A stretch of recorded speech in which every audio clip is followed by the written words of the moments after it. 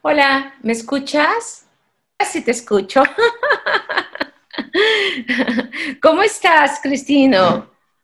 Tudo bem, tudo ¿Todo em bem? paz. ¿Todo ótimo? Tá tudo bem. Ay, beleza, beleza. Estoy viendo que tienes unos productos atrás de ti, artesanales, lindos, lindos. ¿Los vas a mostrar? ¿Los tienes ahí para mostrarlos o los tienes ahí como decoración? Qué lindos están. Só decoração. Como decoración, qué lindos, lindos. É. Pero de tu familia, de tus amigos. Tem da família, tem do povo, do meu povo, tem de outros povos também. Ay, qué lindo, qué lindo. Entonces, bueno, déjame decirte que estoy súper feliz. No puedo negar que estoy un poco nerviosa de hablar contigo, de hablar contigo, Por quê? porque ya leí tu currículo. Ah, nossa.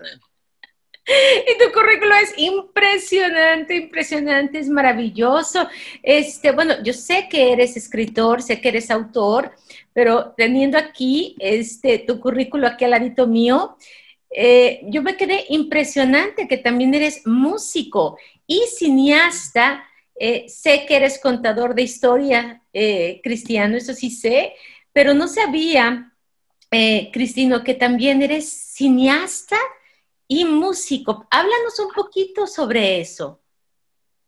Bom, eu comecei com a música. Eu estudei música em Roraima, eu sou de Roraima. Hazme un favor, nada más, acércate un poquito al micrófono para que te podamos escuchar un poco mejor. Ya están entrando aquí algunas personas. Lu, que conozco a Luciana. Hoy, Lu, deja ya de una vez aprovechar y decir hola para Luciana. Si te acercas un poquito, te voy a escuchar mejor, Cristino. Talvez eu tenha que puxar um pouco mais aqui, Sí. porque eu já estou com volume máximo aqui. Ok, perfecto. Deixa eu dar uma arrumadinha aqui para pegar essa onça. Olá, Perfecto. Luciana, bem-vinda. Bom, então, respondendo a pergunta, Sí. eu estudei música enquanto estive. Eu sou de Roraima, saí de Roraima tem 11 anos e eu estudei música por 10 anos. Então, eu estudei até o técnico e dei aula também por quase 10 anos também. Participei de banda, toquei em bares, tive uma experiência musical razoável. Só então eu acrescentei, mudei para o Rio em 2008. Em 2009 eu publico o primeiro livro, A Onça e o Fogo, que é essa ilustração que está aí atrás, essa imagem, que é esse livro. E em 2009 em 2012 eu estudei cinema, direção cinematográfica na Escola de Cinema Darcy Ribeiro, que infelizmente esse ano com esse governo fechou. E eu fiz direção cinematográfica. Tive bons professores, entre eles o Rui Guerra, que é um cineasta muito respeitado, muito conhecido.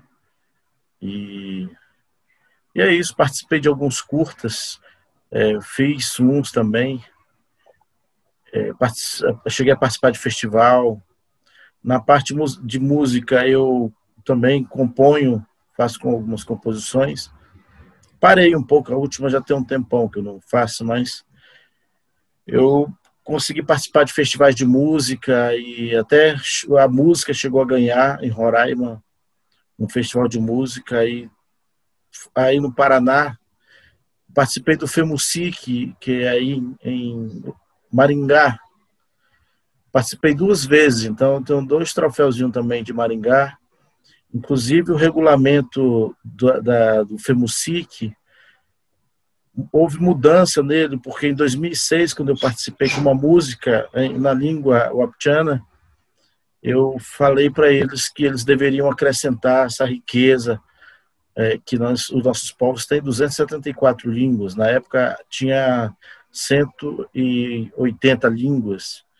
E 2 anos depois eles acrescentaram ao regulamento idioma indígena brasileiro. Então isso abre para os povos indígenas poderem cantar na sua própria língua.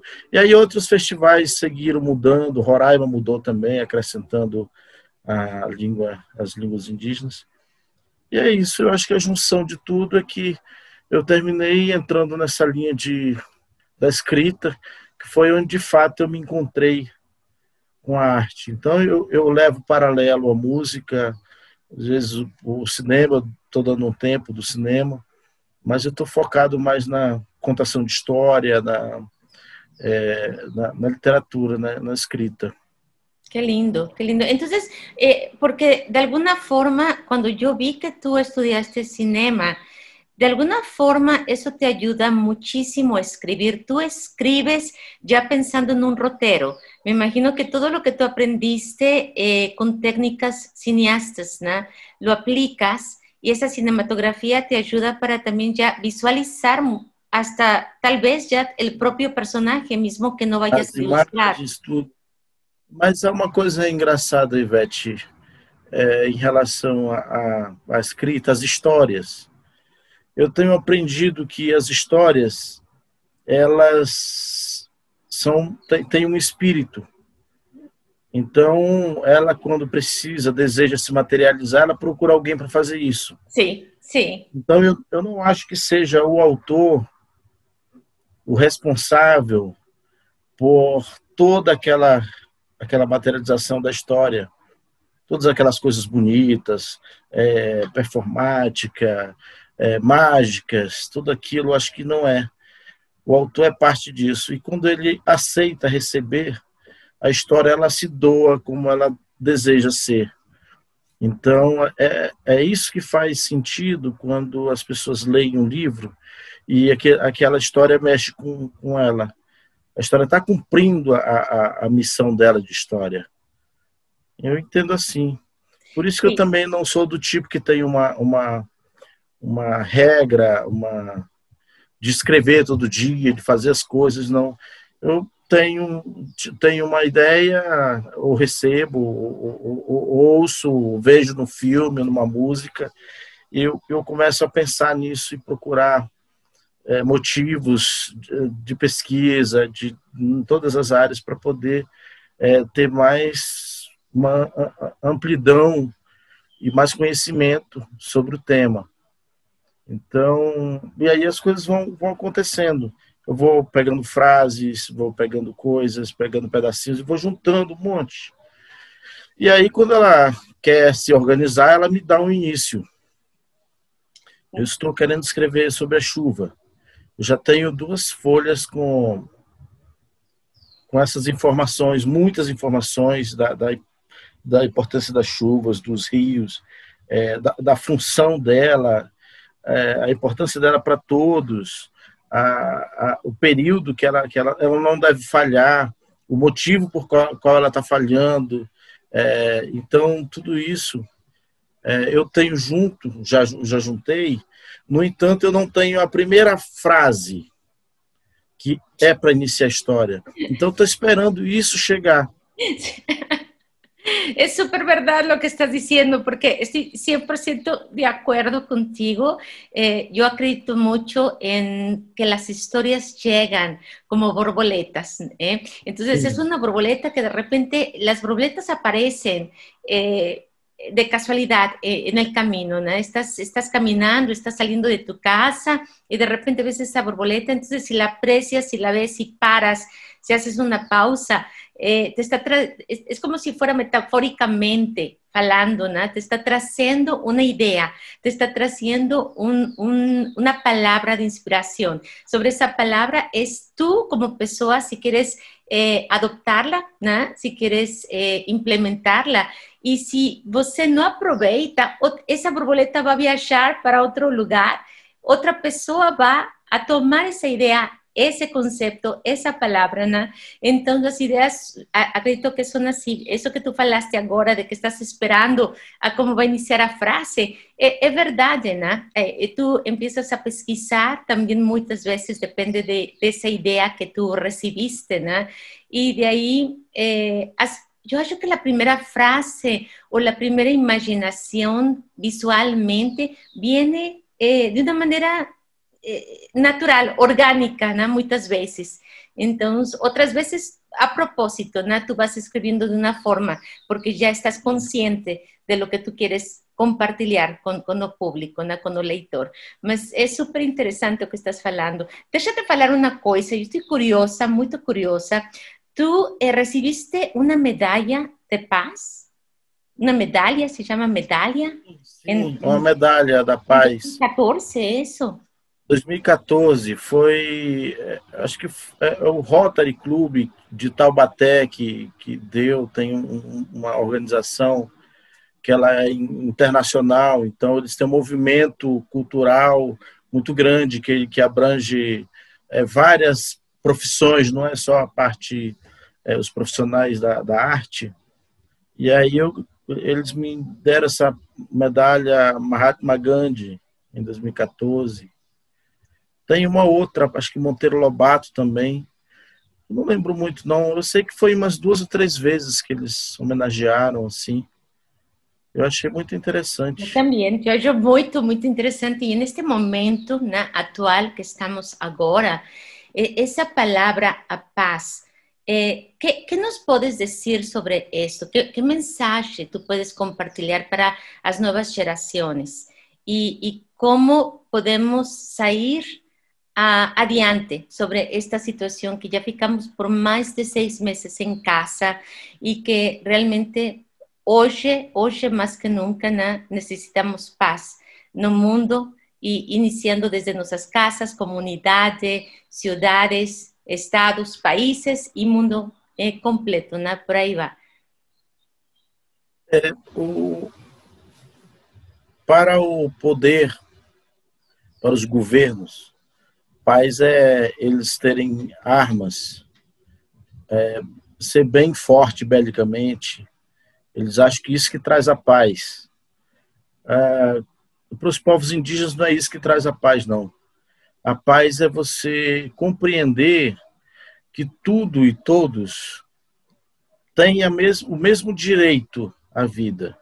O mesmo direito, tanto eu quanto a formiga, e cada um tem as suas funções. E são essas funções que se entrelaçam que torna a vida possível. Senão a gente não teria, já teria caído, desaparecido. E a nossa luta maior dos povos indígenas é exatamente isso.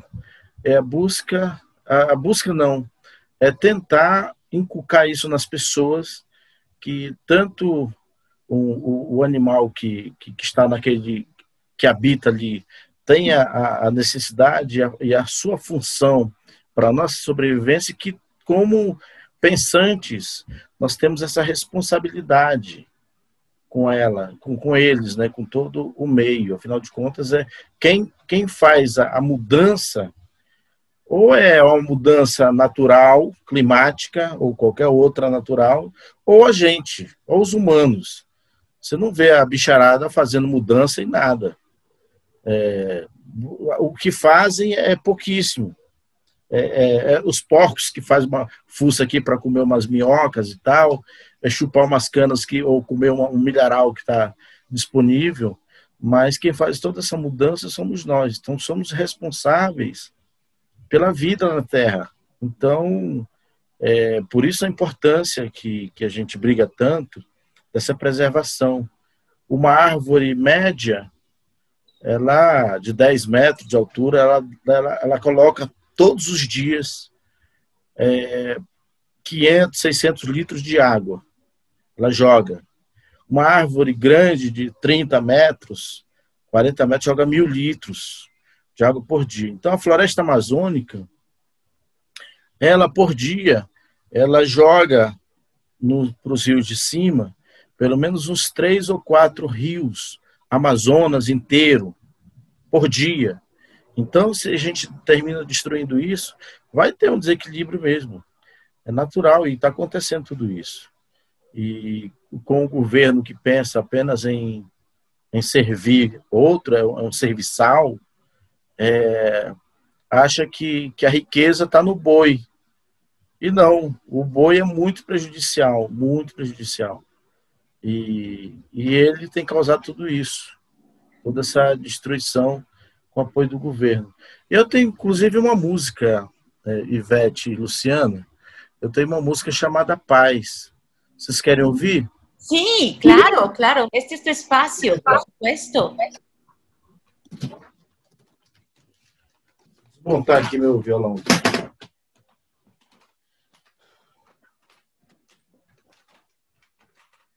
E nada mais interessante para explicar isso de uma forma natural, sobre a paz, é você observar as crianças. Elas são tão especiais que elas também ajudam a nos melhorar como seres.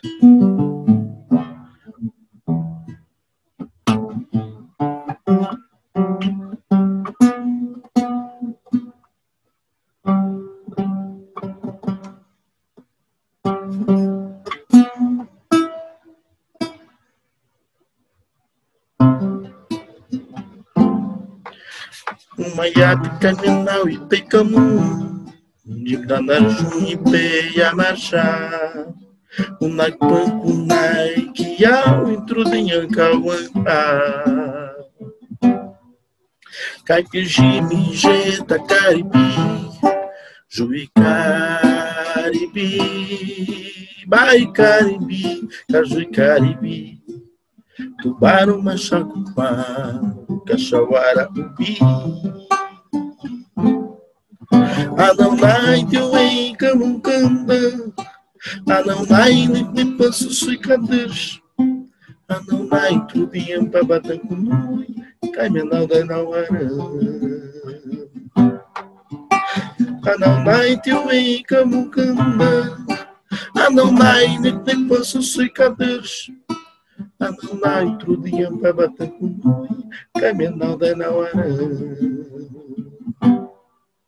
Quero paz todos os dias, vou percorrer o mundo e levar toda a alegria que puder. Hoje há muita violência, tanta destruição, tantas guerras, muitas dores, vidas cheias de terrores. Já não sentem a luz do sol, já não ligam mais pras flores, não conseguem ouvir do canto o som da paz. Já não sentem a luz do sol, já não ligam mais pras flores, não conseguem ouvir do canto o som da paz. Da paz. ¡Ay, qué lindo! ¡Qué presente tan lindo estamos recibiendo! ¡Qué sorpresa! Adoré. Primera vez que consigo ouvir você cantar. ¡Qué delícia! Nossa, parabéns! Eu fiquei emocionada aqui. Luciana, que presente recebimos o dia de hoje. Que presente, Beth! Cristino, fabuloso, com um sentimento na Luciana que chega aqui, chega no coração, queres abraçar a natureza, queres abraçar ao próximo, não, ao próximo que vocês falam, né? Queres abraçar os animais, sentir esse dor que estamos vivendo dia a dia e que precisamos resgatar, né? Salvar nosso mundo. Ai, Cristina, muito obrigada, que lindo, fica sem palavras. Resgatar essa humanidade, e a gente tem que fazer... A arte é que faz mudança no mundo. Os artistas são muito responsáveis por isso. Se os artistas brasileiros tivessem uma consciência melhor sobre a própria humanidade, sobre a sua própria história, a maioria não apoiaria esse tipo de governo desumano que apoia a tortura, que não liga para o meio ambiente, que desrespeita a qualquer pessoa, seja mulher, seja homem, seja o homossexual, ele desrespeita, acha que somente ele é o que tem o controle, o que pode comandar. E é terrível quando a gente vê poucos músicos, de fato, se bem que ultimamente essas músicas sertaneja aí não traz nada, de nada, não ensina, não influencia em nada, a não ser tomar cachaça, a não ser fazer outras bobagens. Ah. E Deixa eu te falar, é deixa eu pobre te demais. uma pessoa aqui, ok. Não, é verdade, com certeza. Deixa eu te falar uma coisa. Eu vou retomar algumas de tus palavras, né? Que tu já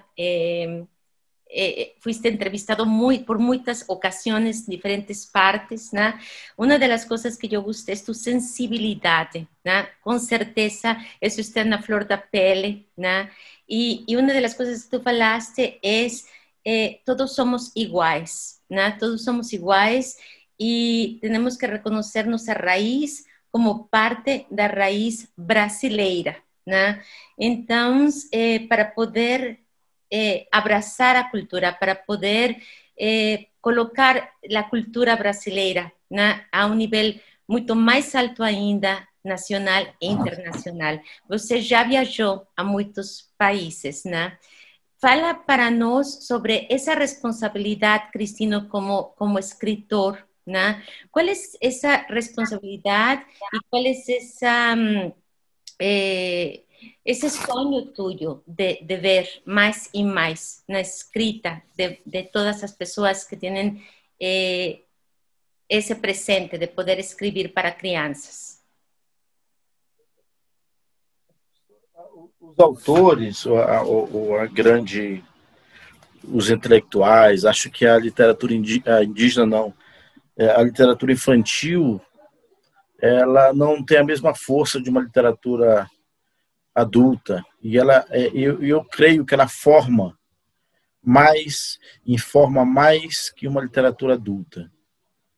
E ainda não entendo porque as pessoas, os grandes concursos, eles colocam um valor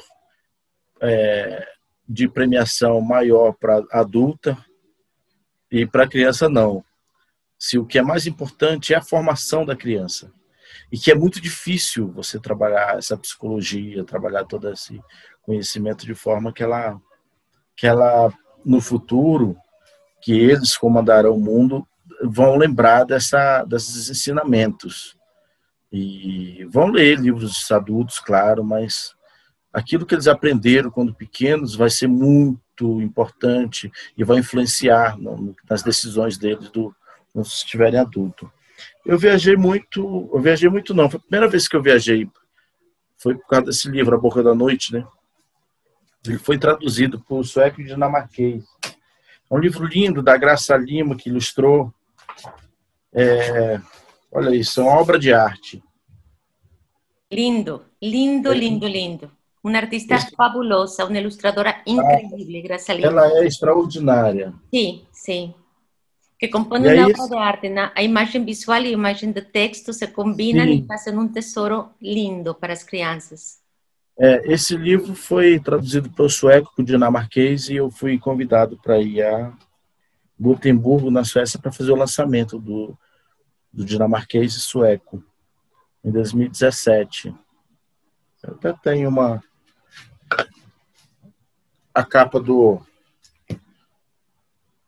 sueco. Oh, uau! Uau! Eles cambiaram a capa totalmente? Não, isso é uma ilustração da história. Ah, ok. Eles trocaram, mas faz parte de uma ilustração da história. Mas eles cambiaram, né? Eles cambiaram a capa, eles tomaram uma ilustração. Sim. Ok. Viram outra. Sim.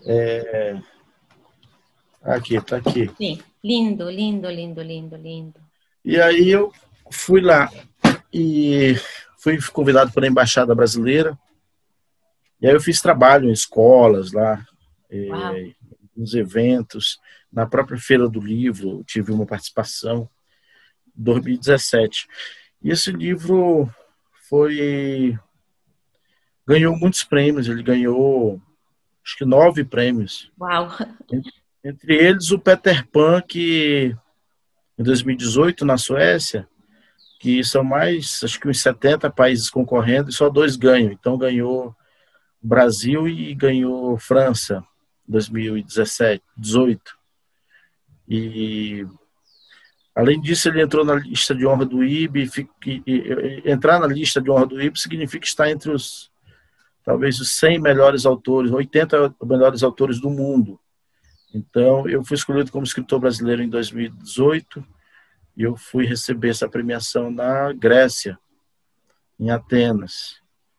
E ele ganhou o Jabuti também, né, aqui no Brasil. Sim. Ganhou o melhor livro para criança, melhor ilustração na Finiligi, que são os 2 prêmios mais antigos. No mesmo ano ele ganhou isso. E aí foi ganhou o selo da maior biblioteca infantil do mundo, que é Monique, White Heavens. E ganhou várias coisas, ganhou 9 coisas que eu não sei exatamente o que. E eu falo assim, com essa despretensão, porque o prêmio é da obra.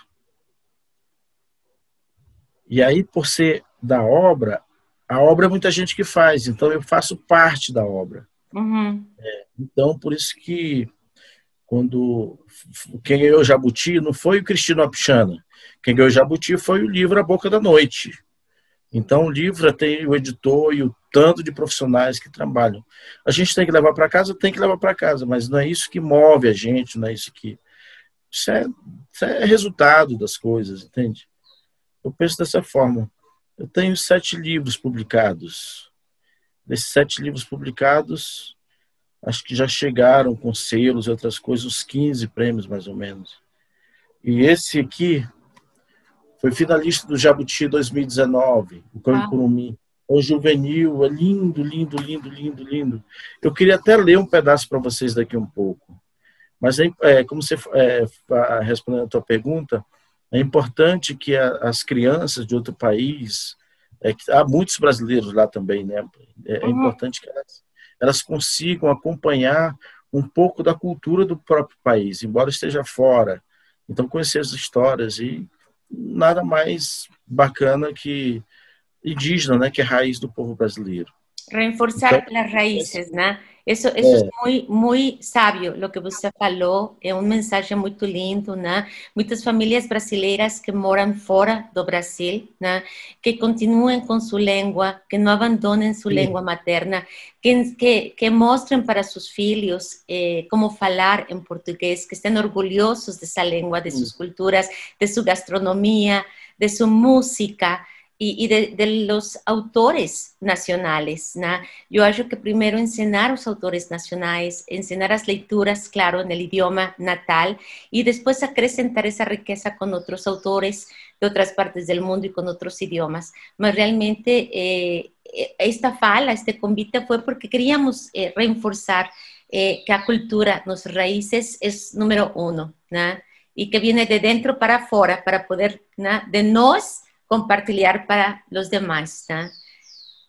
Eu conheci uma professora, porque lá tem, nos países normalmente tem professores que trabalham em língua materna daquele país. Então eu conheci professores brasileiros, uma professora chamada, como minha memória é ruim, Raquel. E aí ela tem uma ligação com a embaixada de projetos. Então, quando os autores brasileiros vão lá, ela que faz todo o meio de campo, leva nas escolas, faz um evento dentro da embaixada com o autor. E dessa vez que eu fui lá, a conheci, e eu fui para Estocolmo, que é lá onde entrega o prêmio Nobel, né? Uhum. Eu vi lá o prédio da prefeitura, lindo, que cidade linda. Uhum. É uma cidade que eu gostaria de morar se eu saísse daqui. Se eu fosse para algum outro país para morar, a Suécia seria... É um país extraordinário.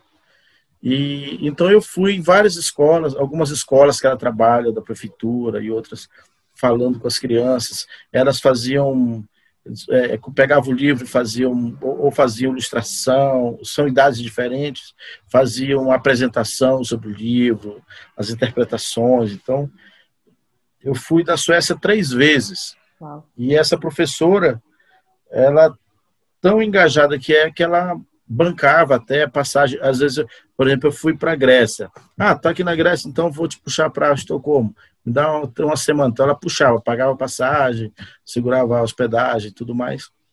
E eu fui. Outra vez eu fui para a Itália, passei um mês na Itália, rodei aquelas cidades quase todas ali da Itália, as grandes cidades, e ela me puxou de novo para lá, para Estocolmo, por conta dela. Então isso é importante quando um educador ele tem esse comprometimento tão grande que ele é capaz de tirar do próprio bolso para fazer isso, para fazer essa manutenção. E é isso. E aí eu queria ler um pedaço desse Sí. ¿De qué livro. editora es ese libro, Cristino? O Cão e o Curumim. É juvenil. Sí. A ilustração é da Thaisa Borges. Y la editora es de... Melhoramentos. Ah, ok. Obrigada. Esse aqui é da editora Zit. Obrigada. Eu vou ler aqui uma parte que está aqui atrás, diz o seguinte. Isso aqui é um juvenil. O meu primeiro juvenil. Eva. Uma história que aconteceu, que eu fiz parte dessa história. Meu avô sempre falava que tínhamos que alimentar bem o corpo e também o espírito para crescermos fortes e saudáveis, para buscarmos ter a coragem do bem-te-vi, a leveza de uma pluma e a velocidade de um beija-flor. Mas não era só isso. Dizia também que tínhamos que ter a força e a destreza de uma onça, e a fidelidade e o coração de um cão. É lindo isso. E aí essa história aconteceu. Nós ganhamos esse cachorro e a primeira vez que ele foi para a mata, não tinha idade de caçar, eu também fui para ajudar a carregar palha, para cobrir a casa. E a primeira caça dele foi uma anta, que é o maior animal da...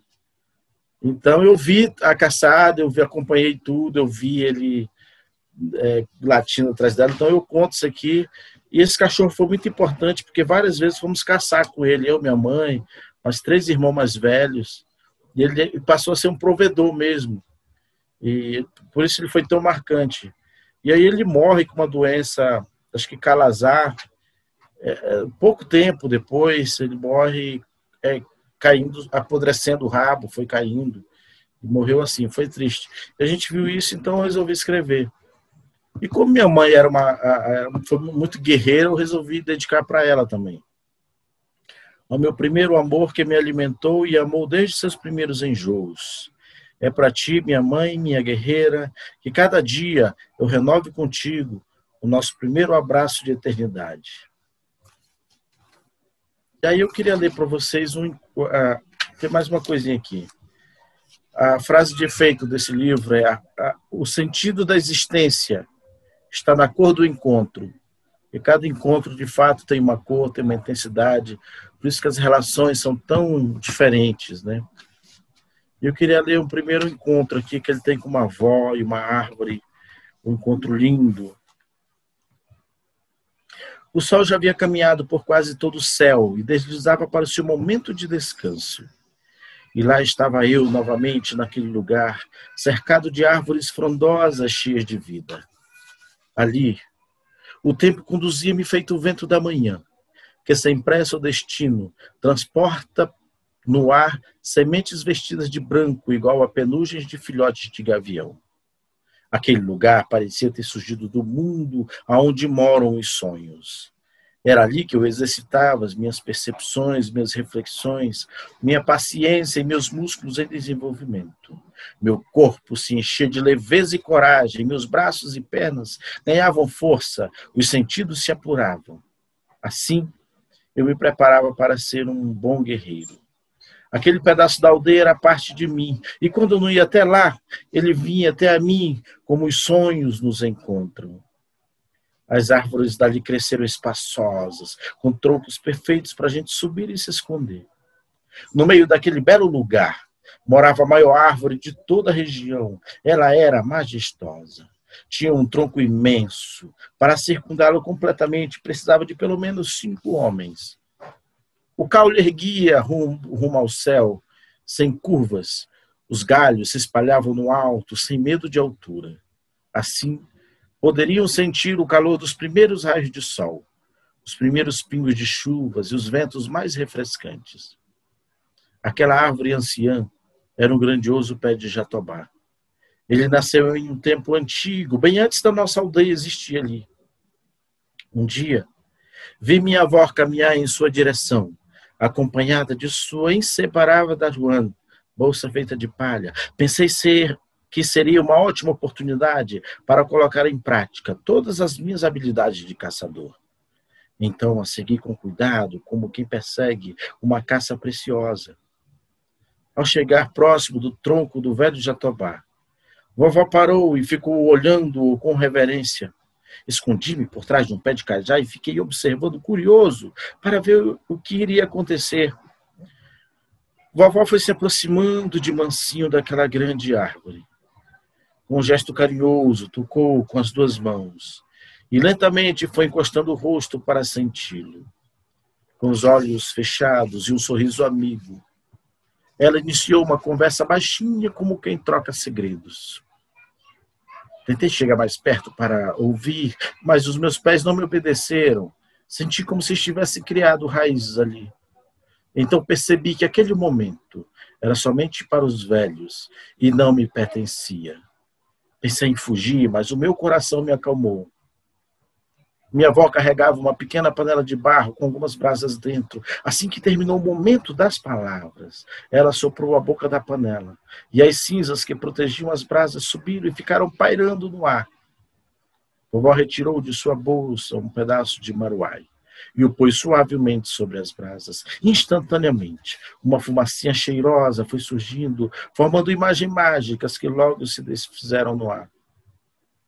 Ela começou a dançar ao redor do jatobazeiro, entoando um canto ancestral, e a fumaça da cor de nuvens sem chuva os envolveram. Terminada aquela cerimônia espiritual, vovó pegou de sua bolsa um pedaço de pedra cortante e, em silêncio, feriu o tronco do jatobá, retirando pedaços de suas cascas com cuidado. Quando terminou, embrulhou tudo em um pano de algodão e o guardou em sua bolsa, fechando-a devagar. Então disse: "Venha cá, curumim." Sua voz rouca invadiu os meus ouvidos e foi lá onde moram os meus medos. Fiquei quieto e me escondi dentro de mim. Pensei: como vovó sabe que estou aqui se ela estava de costas para mim?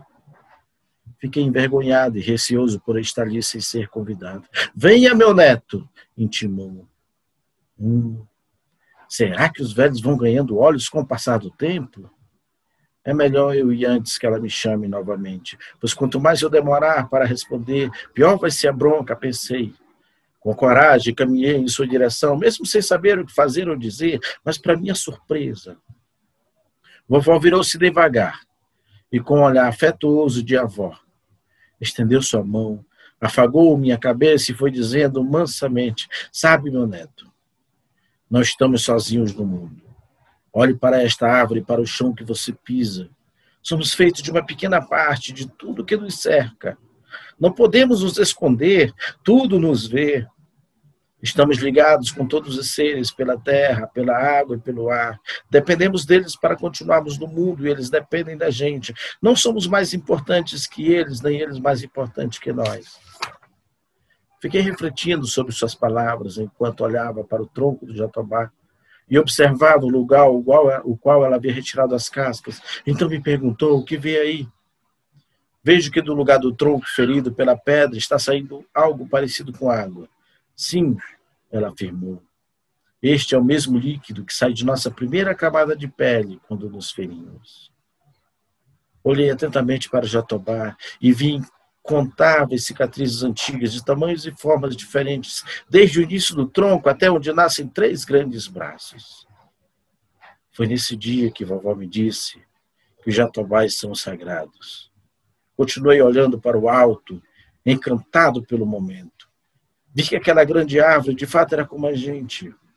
Os galhos pareciam grandes braços e logo transformavam-os em outros menores, como se fossem dedos vestidos de folhas verdes e de unhas gigantes.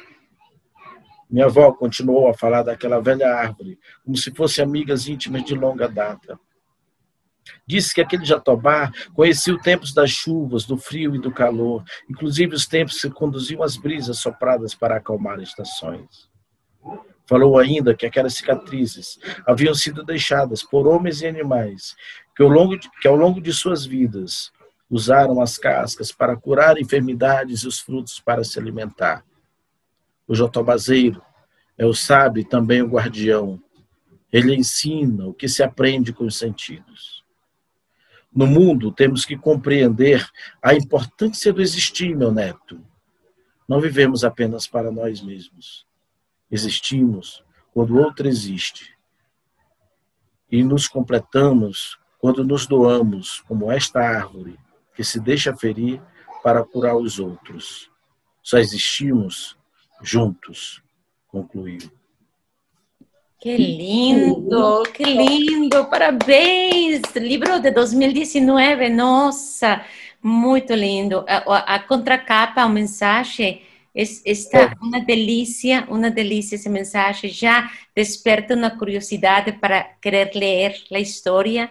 E esse trecho que você leu, nossa, fantástico. Eu tenho aqui, Cristina, outro comentário de você, que você falou, histórias se formam e é importante que elas fiquem, né? E eu acho que essa palavra de você, né, que eu vi também em outra apresentação que você deu, e eu acho isso super importante. Histórias se formam, é importante que elas fiquem. E quando você escreve, você lembra muito das histórias de sua avó, porque você falou que sua avó contava histórias para você, né? E você queria muito a avó, né, de você. Se inspira ainda como escritor em essa grande figura que foi em sua vida? São duas grandes figuras para mim, né, para a escrita. Minha avó, claro, primeiro, sempre, e minha mãe. Minha mãe contava muita história. Contou, inclusive, mais que a minha avó. Mas a minha mãe, ela ficou um pouco distante da minha avó, porque ela morou com outras pessoas. Mas no final, ela voltou. A vovó foi morar com a gente, passou tempo com a gente, a avô também. Minha avó era mais fechada, mais ranzinza. Mas a minha avó, para mim, ela é uma guia espiritual. Imaginei. Ela morreu em 2015 com 105 anos. ¡Wow! ¡Qué delicia! Nossa, uma bendição isso. E uma passagem bonita, porque ela, minhas irmãs, tinha duas irmãs e uma sobrinha junto. Então, elas tinham acabado de dar banho nela, e aí sentaram ela na cadeira, ela estava com uma ferida no pé que insistia no sarar, e a minha sobrinha estava cuidando da ferida, uma estava penteando, a outra estava enxugando, e ela parou de respirar nesse momento. Então, ela estuvo em sua casa até o último momento, né? Ela conseguiu... Porque é uma passagem linda, sendo cuidada. Impressionante, ¿no? Con una bendición, dicen por ahí, ¿no? Dicen por ahí os sábios que es sorte como uno nace y es sorte como uno se vai na despedida também, ao final da vida, né? E é sorte, tanto a chegada como a despedida. Mas no caso de sua avó, que é a guia de você, né? Essa guia espiritual, acho que também é algo incrível, né? Porque você é um dos autores, Cristino, e não estou falando só por falar, você tem os pés no chão, você é bem humilde, você sabe onde que está pisando, né? E eu acho que isso já é uma bendição. Não sei se foram ensinos de sua avó, ou de sua mãe, ou de sua família inteira, né?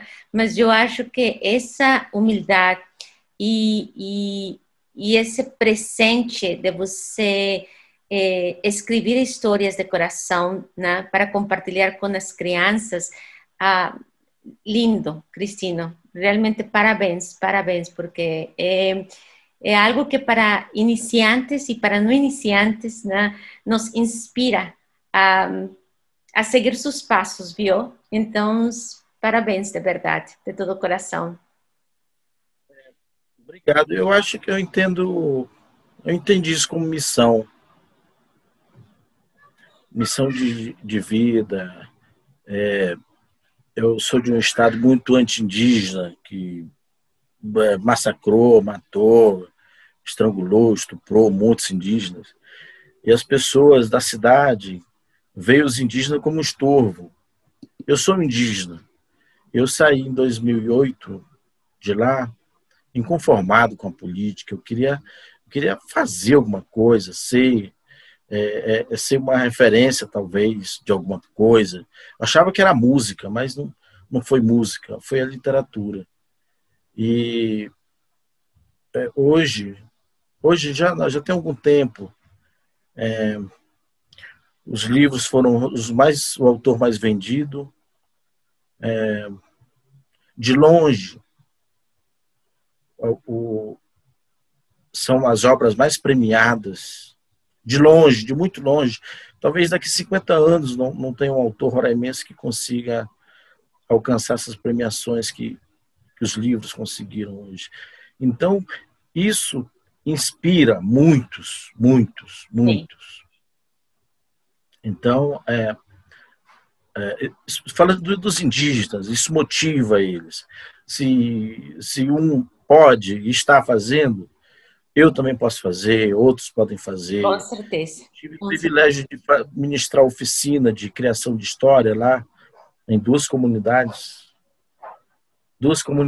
ou foi 3 comunidades, foram extraordinárias, e isso motiva tanto as pessoas, e termina sendo uma referência. Esses dias eu descobri que quem dá nome para minha família sou eu. Então, você é quem? Eu sou, meu nome é Cleonice, sou irmã do Cristino Apixano. Então, já a família agora tem um nome. Então, tudo isso, eu entendo isso como missão. Eu sei que acho que ainda vou viver um tempão. Eu estou com o ouvido muito ruim, estou ouvindo mal, já tem um mês, já estou tentando descobrir o que é isso. Parece que tem um avião estacionado, com a turbina ligada o tempo inteiro. Há uns 3 dias que ele começou a dar aquele bip de código Morse, sabe?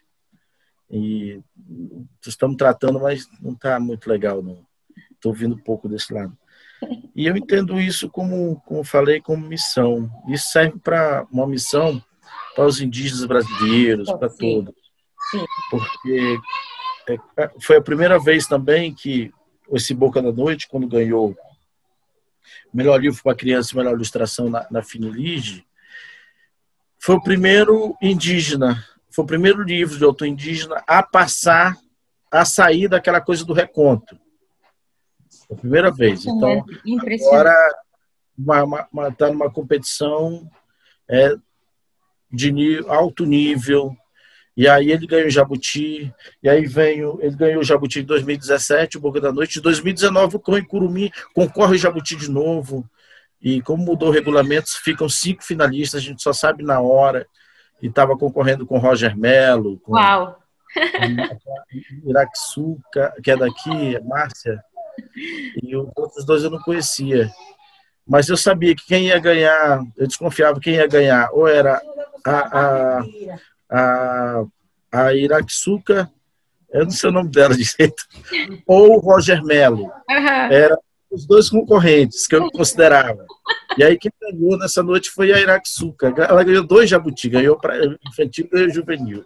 Estou muito feliz com ela. Nossa, ela tem uma alma assim extraordinária. Sim. Belíssima. Com certeza. Eu também me estou dando uma risada porque também esqueci o nome dela agora. Vou pesquisar agora o nome dela, mas eu sei quem está falando. Também super talentosa, né? Agora aqui em São Paulo. Sim, mora em São Paulo, uma artista incrível. Eu já lembro agora. Lucia, né? Lucia Iraquisuca. É Lúcia Iraquisuca, alguma coisa assim. É Lúcia. Eu esqueço o nome dela. Incrível, com talento também. E ela, olha só que engraçado, ela também abraça suas raízes, né? Porque Sim, é sim. japonesa, né?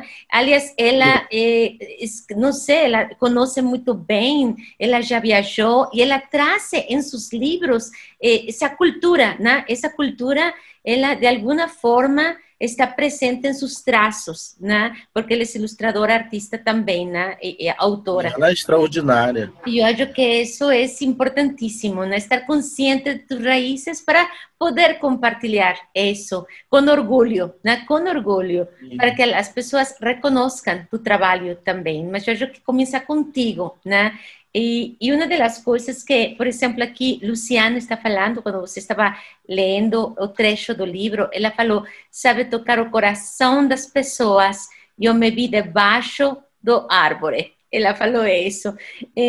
Su relato, su forma de narrar, né, convida a visualizar, a estar aí, né, Luciana, presente na história. E é super lindo demais. E outra das coisas que eu te queria comentar era, eu sei que você fez alguma formação com pedagogos, né, com professores. Vocês, imagino que também, eu vi, não sei se estou correta, que Daniel Munduruku participou de alguma forma em algum projeto. Foram nós dois que participamos do... Depois, né, em São Paulo. Né? E Cristino, fala para mim como é exatamente Círculo da Cidade de Povos... Mostra de novo. Currículo da Cidade, Povos Indígenas, Orientações Pedagógicas. Como podemos, como professores, né, dar importância ainda mais para fazer leituras sobre uma cultura indígena, né? Como podemos na escola favorecer essa leitura, como podemos defender essa leitura para muitos dos pais que desafortunadamente não estão conscientes da importância de trazer isso a casa e que muitas vezes fazem uma crítica sem conhecer ou muitas vezes fazem uma crítica sem o pai ser leitor, né? E a escola está tratando de fazer um trabalho, está tratando de defender, né, essas culturas, essas raízes. E tu tienes alguma dica? Porque me imagino que nessa orientação de pedagogia entrou também o problema real das queixas dos pais, né? Não é queixa do aluno, o aluno não tem queixa, o aluno é aberto na leitura, e Luciana, que está aqui, que é professora, ela pode constar ou nos fala, né? Até inclusive, Luciana, te convido a conversar, né? Porque acho que é muito importante que a escola defenda essa necessidade dessa leitura. E acho que muitas vezes temos que educar ao pai, não ao professor, né? Então, podes falar um pouquinho sobre isso, Cristino? Bom, há muita dificuldade por parte dos educadores compreender, ter informação sobre os povos indígenas brasileiros. O que a literatura fala de um indígena muito longe, um indígena que parece que foi congelado naquele tempo, e na memória, no consciente das pessoas, fica aquele índio feito por racismo, por uma série de situações que acho que a gente não tem como contribuir com a sociedade brasileira em nada, e que estão muito enganados. Se não tivéssemos como contribuir, não estávamos há milhares de anos aqui, sobrevivido milhares de anos. Então, os professores eles leem essa literatura que não faz, que trata o indígena distante da sociedade brasileira, lê as informações de político, de jornalista também, que não tem interesse algum, que fala como se fosse uma terceira classe de gente, não tem nenhum respeito pelo ser humano que está ali, e cresce nisso. Então, quando você fala a palavra índio, aí o que vai imaginar? O que vem então imaginário? Aquele que usa cocá, que mora na floresta, que pesca, que caça, que cuida da floresta, e que tal, que é bonzinho, que mora lá. Pronto. Então não faz diferença alguma, ele está lá, está aqui. Não, ele tem que estar lá. Tem que estar lá. Então está lá. Só que como os biomas são tão diferentes, há muitos... o meu povo mora em campos naturais. Tem florestas, mas tem serras, mas tem... A maior parte são savanas. Uhum. Mora nesse lugar. Nem todo povo usa arco e flecha. Nem todo povo usa lança, usa zarabatana. Claro, como os estereotipos, né? Os estereotipos que... As pinturas são diferentes, tudo é diferente. Claro. A formação dele do mundo é diferente. O meu povo acredita que somos filhos do sol e da lua. Quando eles moravam aqui, criaram o nosso povo e foram embora. Brigaram e foram embora. Mas como uma história dessa tão sem pé, sem cabeça? Eu falei, é história.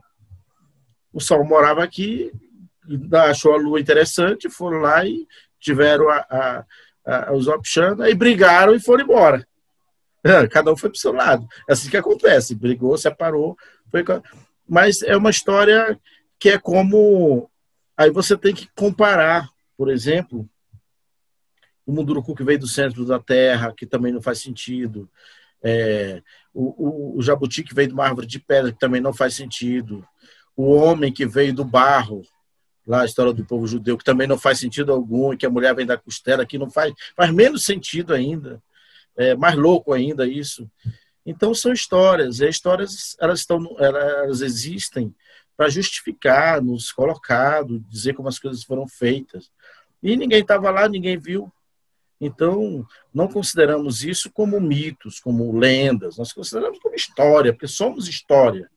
O que nós somos é história, tudo é história.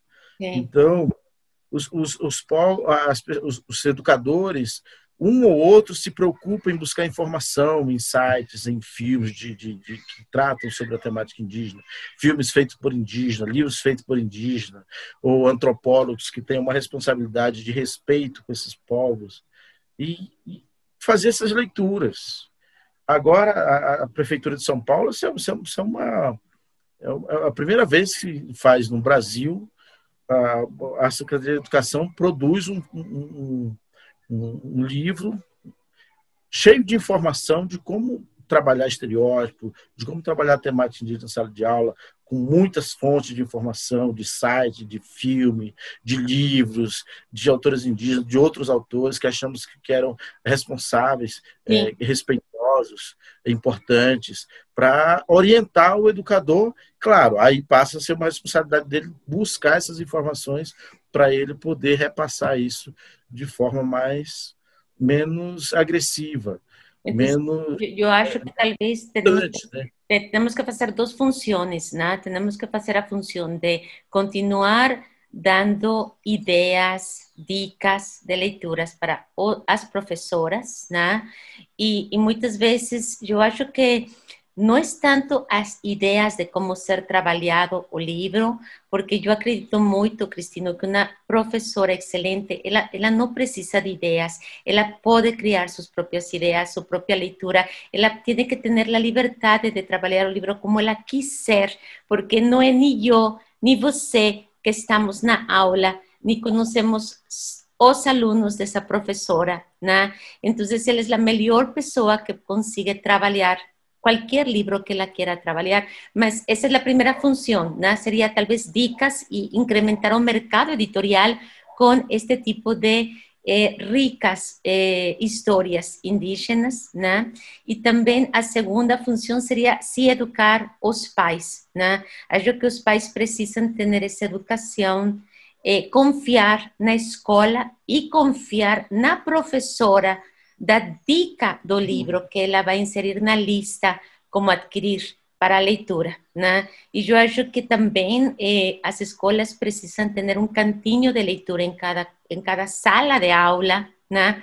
Onde as crianças levem a leitura que elas quiseram levar, né? E que não fosse ditado nem pela professora, nem pela diretora, mas que a mesma criança tenha a oportunidade de fazer sua escolha também, e que não seja o pai que escolhe, né? Eu acho que são três funções muito importantes neste momento para continuar a sobreviver esse analfabetismo que está sucedendo e que não podemos dizer ainda que Brasil é alfabeto 100%, né? Então, ainda temos esse trabalho a mais, essa responsabilidade a mais. E deixa eu te perguntar uma coisa, eu tenho aqui, falando um pouquinho fora da escrita, vamos a passar um minuto a la música, né? Eu ouvi te falar que você gosta de Beethoven, que um de tus compositores favoritos é Beethoven.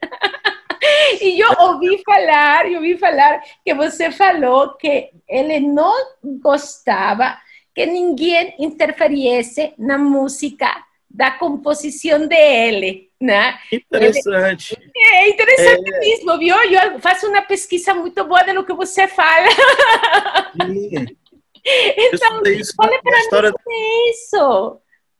Então, como eu estudei até o técnico, tinha uma matéria chamada História da Música. Então, eu sempre gostei de história e fui estudar os compositores. E até Beethoven, mesmo na época dele, ele nasceu em 1870, né? 1770. Até 73, tem uma dúvida aí de 3 anos quando ele nasceu. Nasceu em Bonn, na Alemanha, né? E ele nunca casou. E quando ele começou a fazer as coisas as composições, sempre os donos, os príncipes, os caras que tinham grana, que bancavam os músicos, tinha capela. Então ele falava o seguinte: opa, eu vou querer que tu faça uma cantata para daqui a um mês, para ter um evento e tal, eu quero que você faça isso, quero que você faça coral e tal, e tal, e tal. E aí o bar fazia. E o bar ganhava como salário, como um monte de músicos também ganhavam. E havia interferência na arte por parte desses senhores. E o Beethoven não. O Beethoven ficou puto. Falou, não, ninguém mexe nas minhas coisas, não. O que é que tu quer? Como é que é a tua música? Não, eu quero uma música assim, assim, assado. Beleza. Então eu vou fazer. Ele fazia e ganhava. Eu quero minha grana assim para isso.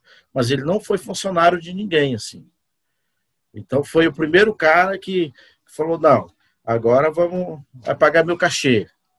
Então, por isso os músicos hoje, resultado disso, recebem seus cachês, foi a partir de Beethoven. O Beethoven foi extraordinário, né? Foi extraordinário. E então, assim como... fala, Luciana. E para falar alguma coisa, Luciana? Não? E deixa eu te falar algo, Cristino. Assim como Beethoven não gostava que interferieran na música, na composição dele, em questão editorial, quando você escreve e mostra o texto, né, para as editoras, como você trabalha? Você gosta de ter uma conversa com o editor para que ele te recomenda mexer alguma parte de tu texto por alguma razão? Ou você não gosta de alguma orientação editorial e você quer que fique tal e como está a história? Eu sou bem brigão. Você briga?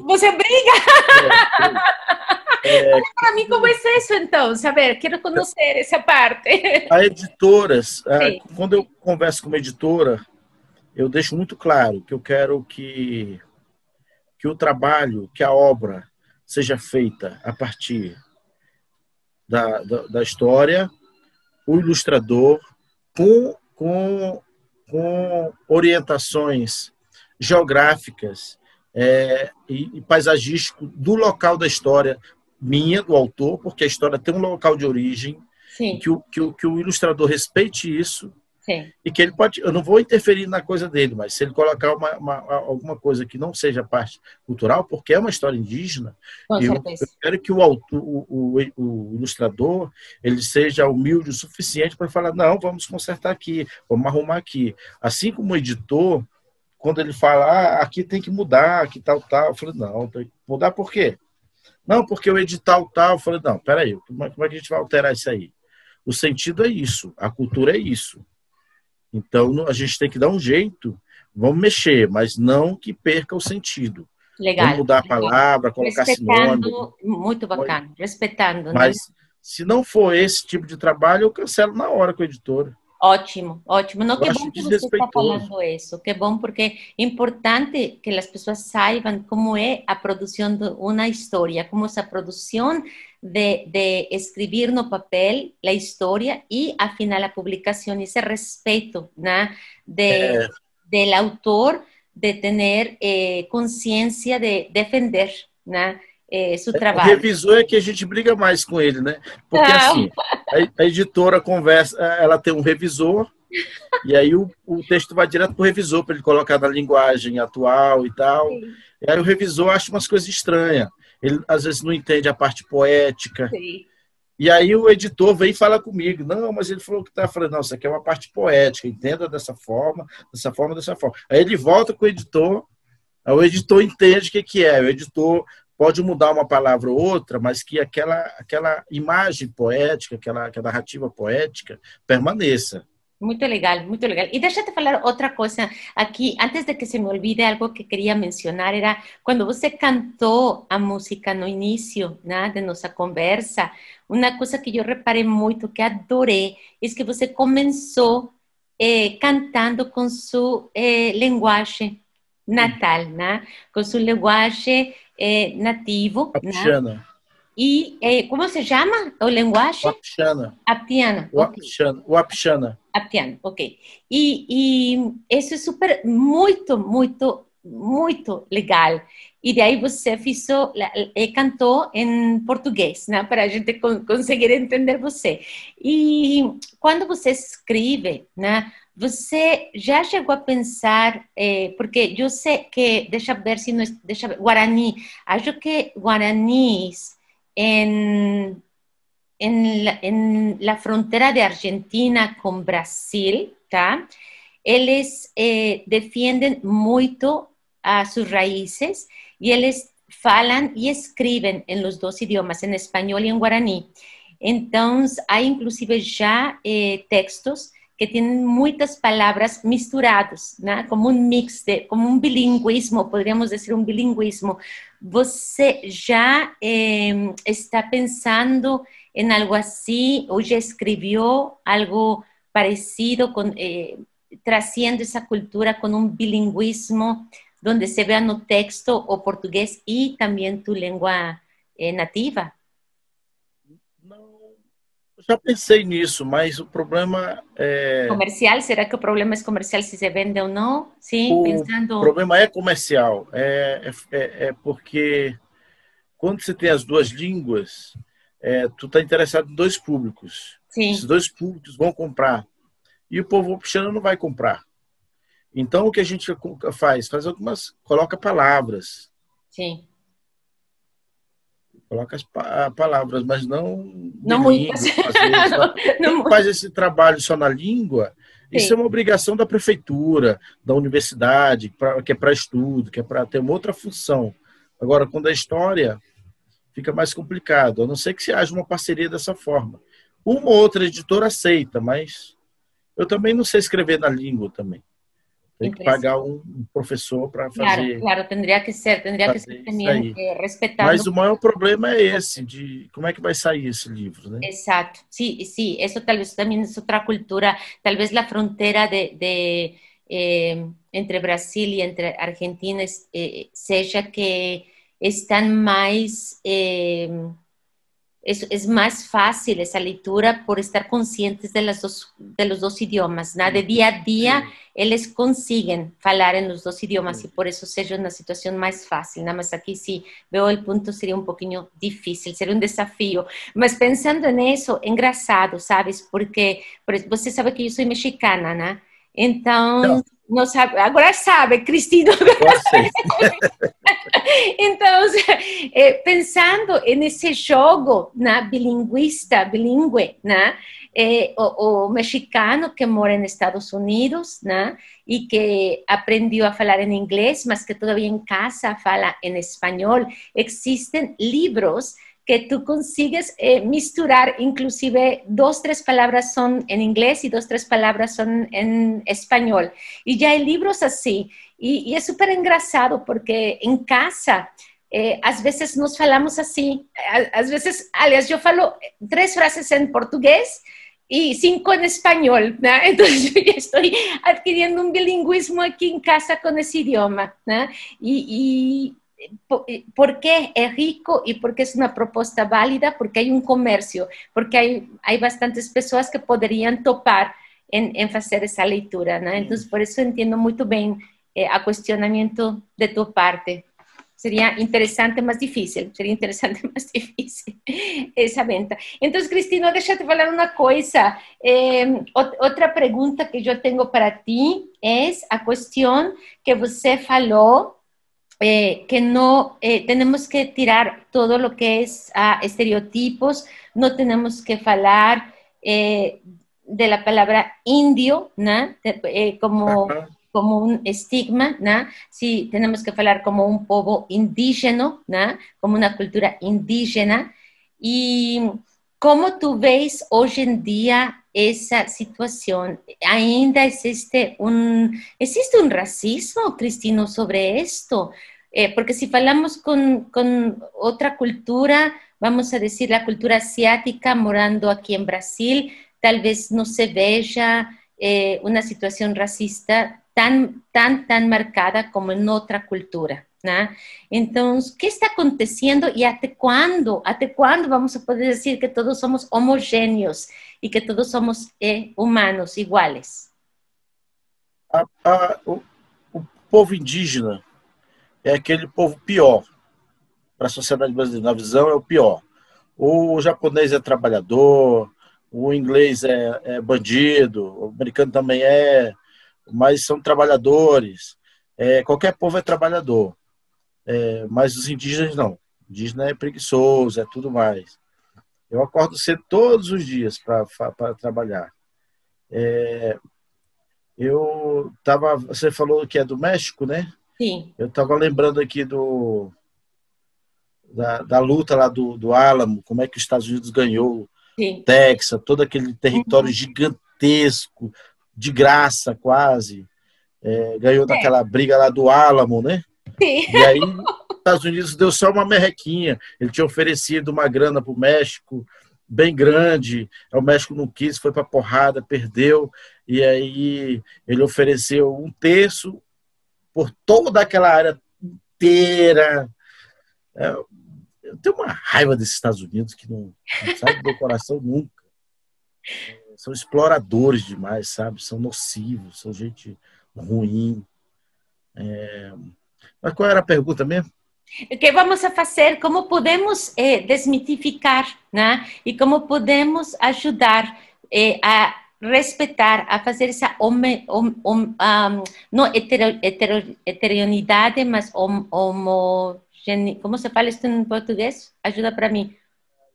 Homogêneo. Homogêneos. Homogêneos. Como podemos fazer isso? Porque ainda está havendo esse mito, né? Então, como podemos ajudar com a leitura e com o que mais? Além da leitura, além de trazer histórias verídicas. É um povo que já sofreu muito, né? Então, e também essa ideia de povo, para mim, nos sona um pouquinho limitado. Não estamos limitando a palavra povo em uma classificação. Essa é outra pergunta que eu te queria falar também, porque em mi espanhol, quando eu faço a tradução de povo para espanhol, povo é uma palavra que limita, né? No somos todos nós, é solamente um público. Um grupo. Sim, então eu não sei se isso seja igual que em português. A conotação é diferente. Aqui, quando fala povo brasileiro, né, a nação, todos. É a nação inteira. É a nação inteira. Bom, graças a Deus, graças a Deus.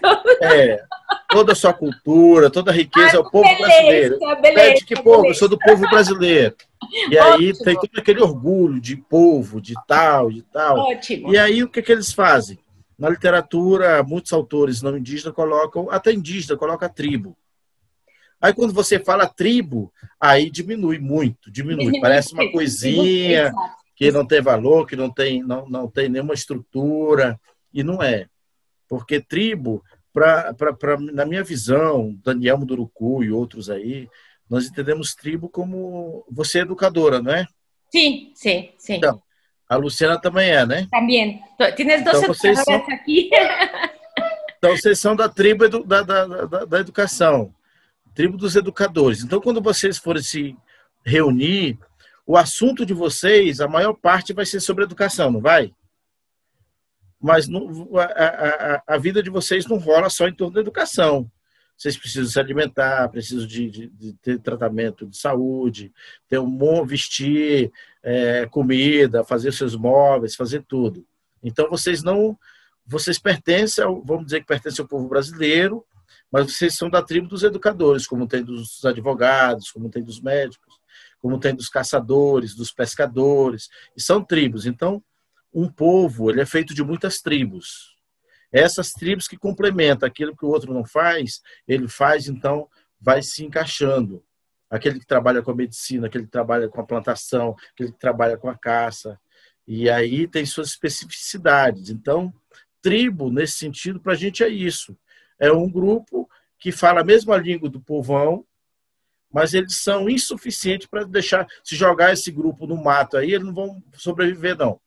Porque não sabe fazer nem a roupa, não sabe fazer, não conhece a medicina, não sabe pescar, não sabe caçar, vai morrer, vai morrer. Então isso é tribo. Um povo, ele é completo, independente dele ser uma pessoa, 2 pessoas, 1000 pessoas, ele é um povo. Meu povo, o Wapixana, tem mais de 4.500 anos lá em Roraima, numa região. Então, para sobreviver, tem tudo que um povo precisa, todas as tecnologias, ciência, espiritualidade, tudo que ele precisa para sobreviver. Então, estamos sobrevivendo há mais de 4.500 anos e a tribo brasileira começou a se formar um dia desses. Então era a tribo brasileira? Não tem força, né? Não tem força, não tem. Então, quando ele trata a gente de tribo, tem essa mesma noção de que não tem essa força nenhuma, que não tem nada. No entanto, nós somos um povo que temos uma língua própria, uma cultura própria, uma medicina própria, tudo próprio que vivemos há milhares de anos. Então é desrespeitoso quando você fala, trata aquele grupo linguístico, cultural, como tribo, porque não tem a força de povo, de nação, de completo. E aí eles falam propositalmente para dizer, não, tu é da tribo tal, foi, opa, não, meu povo tem 4.500 anos, cara. A tribo do Brasil. Complicado, é complicado. Não, é verdade, é verdade. Não, muito obrigada, Cristina, por toda esta conversa. Muito obrigada por essa música que nos traz, por essa leitura desse livro maravilhoso. Vamos a anotar esos libros cuando salga al aire esta entrevista. Vamos a colocar también las dicas de lectura, ¿no? Y agradecemos mucho también a Luciana por estar aquí, por estar acompañándonos. E eu aprendi uma palavra, tá? Você me corrige se eu estou falando ela não muito certinha, mas eu queria te falar Caime Manawana, tá certo? Quase, Caime Manawana. Caime Macaro. Obrigada. Como você fala obrigada na sua língua nativa? Caime Manawan. Caime Manawan. Certo? Caime Manawan. Muito obrigada. Obrigado também. Eu tenho, esse aqui é Oncinha Lili, que é uma história lindinha para crianças de 3 a 5 anos. Ai, que lindo. É da editora EDB, a ilustração é da Agda On, que acho que é descendente de alemão, que mora aí no Paraná. Lindo. Não conheço essa moça, mas trabalha muito bem. Tenho Sapatos Trocados, uma história lindíssima que fala sobre adaptação, os sapatos trocados aqui. Tirar o reflexo. Linda capa, maravilha. Maurício Negro que ilustrou, da Paulinha. Maravilhoso, Maurício Negro também um monstro, uma fera. Meu parceirão. Tá? Vai sair um livro novo agora. Nós dois, pela editora SM, é uma gigante, né? Então, estou com uma história lindíssima, que eu tenho ela há quase 10 anos. Que eu venho trabalhando nela, vai sair agora esse próximo ano. Lindo, lindo. Vocês conhecem? Sim, sim. Esse aqui, que é Celcia, Mãe do Pranto, uma história linda, ilustração do João Oliveira. O Boca da Noite é da editora Zite, a ilustradora é a Graça Lima. Esse aqui quem ilustrou foi o João Oliveira. É uma história lindíssima, juvenil. Linda. Eu não conosco, eu vou adquirir ela. Esse, o Cão e Curumim, que é uma história lindíssima, finalista de Jabuti. Recebeu o selo altamente recomendável, entrou no catálogo de bolão de 2019. O Cor do Dinheiro da Vovó, que fala de poupança, né? Fala de economia, mas economia não necessariamente de dinheiro, né? Economia metaforicamente, será que é? É linda essa história aqui. Bacana, muito bacana, muito bacana. Fala sobre a história do dinheiro do Brasil. Olha só, as moedas. Lindo, lindo. O Brasil teve 9 mudanças até chegar no real e mudou em 43 com Getúlio Vargas. Uau. E aí a ilustração é de uma moça chamada Aline Dalacqua, maranhense, que eu encontrei na Suécia, nesse trabalho com essas educadoras. Ela ilustrou, fez umas ilustrações, eu achei linda a história dela. Eu tinha deixado essa história também na EDB, um ano antes, ou 2 anos antes. Eu não costumo mudar de editora, não. Eu escolho uma e vou fazendo aquela. E aí, quando eu vi a ilustração dela, eu falei, nossa, eu lembrei da história. Eu falei, eu tenho uma história que cabe a todas as ilustrações. Você já ilustrou alguma coisa? Ela nunca ilustrei. Foi, você vai ilustrar esse livro. Que lindo, que lindo. Assim que sair a negociação, vou indicar você para ilustrar. Que legal. E aí, o ano passado, que eu estava na Itália e aí a editora entrou em contato e falou, temos 15 dias para fazer a ilustração linda desse cavalo aqui. Nossa. Uau. Não sei se dá pra... Uau. Estamos vendo. Nossa, muito linda. Que imagens tão lindas. Eu conto uma história do dinheiro, como chegou na comunidade, as violências que aconteceram, de uma forma poética. E eu coloco minha avó como história, e um menino de 10 anos, que é muito bom de conta, e ela recebe uma moeda de 400 réis em 1918. E aí eu consegui comprar 7 moedas de 1918 de 400 réis, que eu ainda vou fazer um sorteio desse livro com essa moeda mais para frente. Mas é uma história linda. Eu vou ler só o finalzinho para vocês. Vovó fez uma pausa, fechou os olhos e prosseguiu.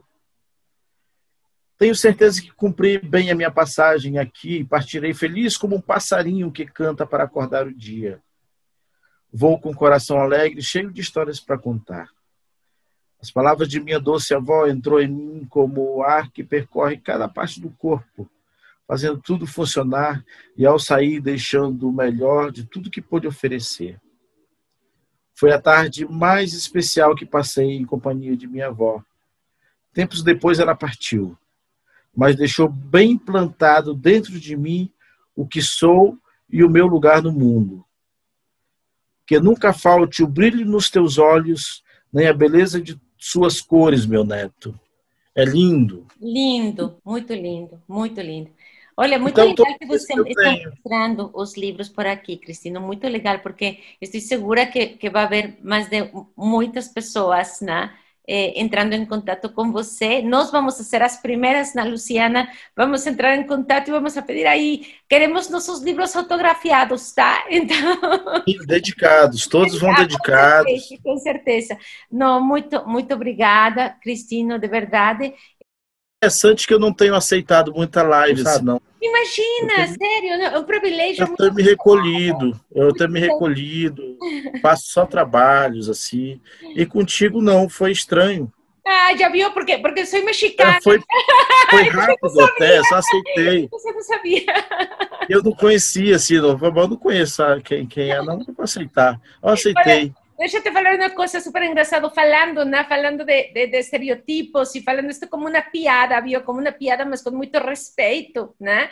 Eu dije, hoje eu tenho que vestir, esta é uma blusa feita por mexicanas artesanais, né? É linda. Artistas artesanais que eu comprei no México, que adoro, que gosto de vestir minha própria vestimenta, né? Eu disse que eu tenho que fazer hoje honor para Cristino, e eu pensei que Cristino ia usar, quando você conta histórias, e você usa... sim, ele vai usar, então eu tenho que usar a minha vestimenta. Estão aqui, ó.